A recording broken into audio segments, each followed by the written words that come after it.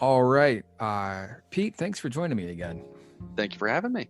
And we had just actually finished recording the Grant episode as we're recording this now.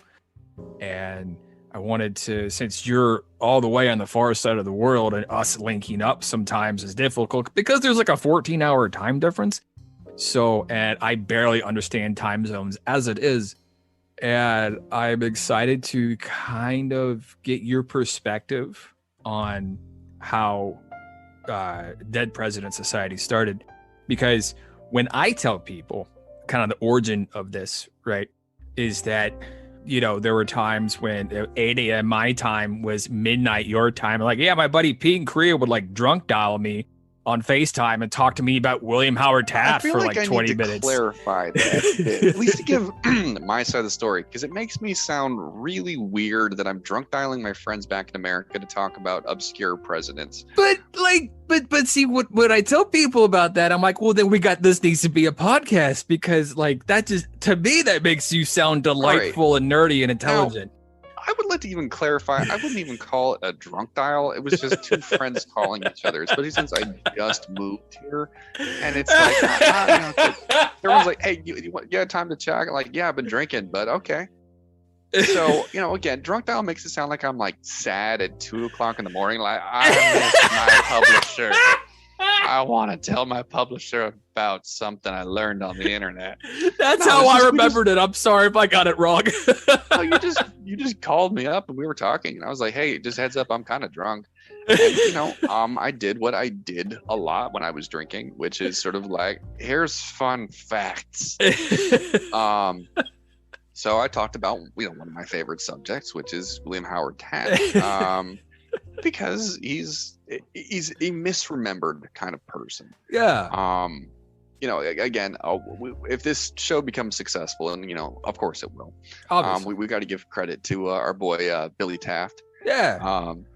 Because when I was in school, I had to do a report on him. So in junior high in Illinois, they have a rule where 7th graders dress up as presidents or first ladies and do an oral presentation on them.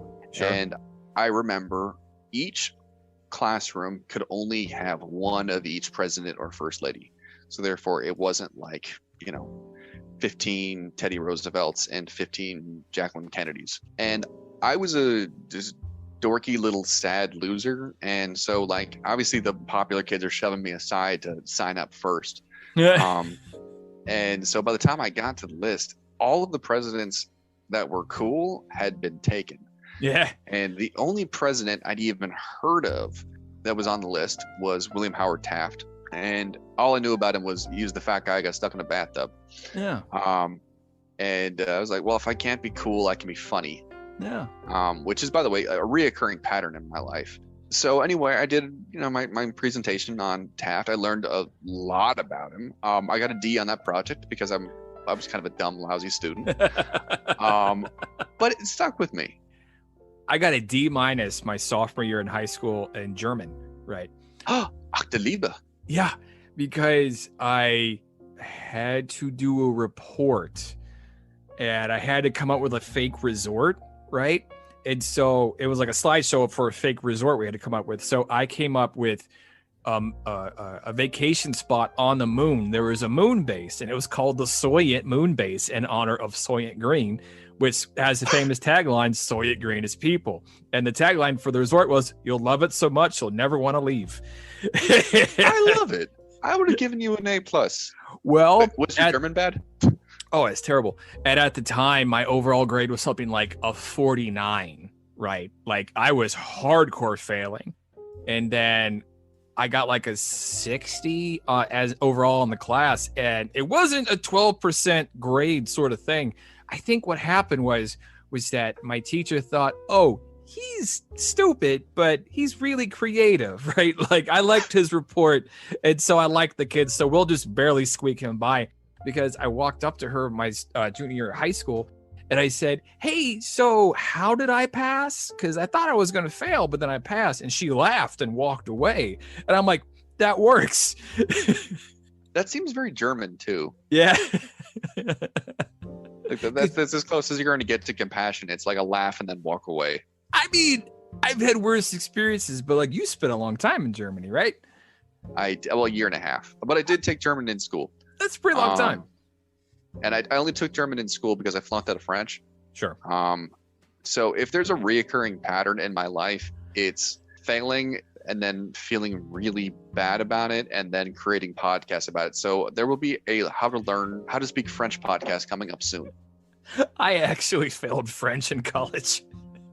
It's a hard language. It's not just replace the words. Plus, French is a little like America.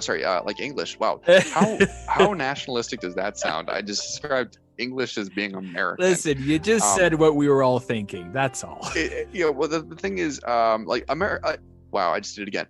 English is one of those languages where it's like it gets a lot of. Look, it's the 4th of July weekend when we're recording this. It's fine. It's 4th of July now in Korea. Well, yeah, it's the 3rd of July in America where I'm at.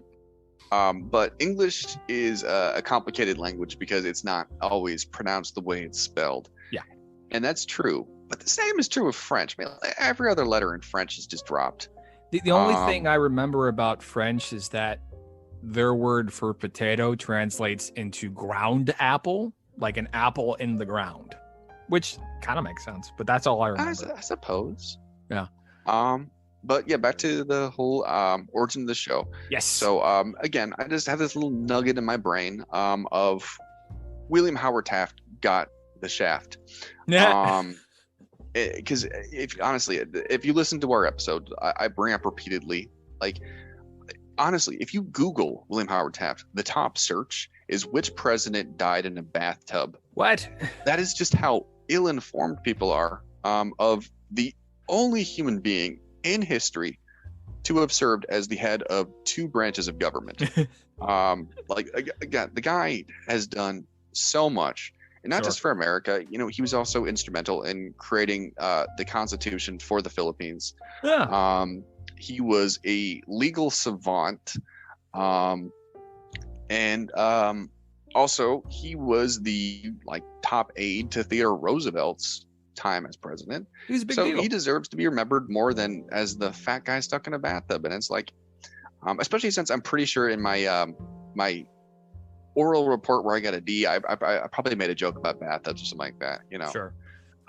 So I think that answered your question a little bit, and then went off on 47 tangents, as all of our conversations do. That's most of the Dead President Society. Oh, absolutely.